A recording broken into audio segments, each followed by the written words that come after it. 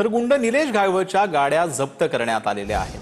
पुणे पोलिसांनी घायवळच्या गाड्या जप्त केलेल्या आहेत। गुंड निलेश घायवळ हा सध्या लंडनमध्ये पळून गेल्याची माहिती आहे आणि आता पुणे पोलिसांकडून निलेश घायवळच्या संबंधित ज्या काही गाड्या होत्या त्या जप्त केलेल्या आहेत पुणे पोलिसांनी। पुणे पोलिसांकडून याचा संपूर्ण शोध जो आहे तो सुरू आहे। गाड्या ज्या आहेत त्या पुणे पोलिसांकडून ताब्यात घ्यायला सुरुवात झालेली आहे।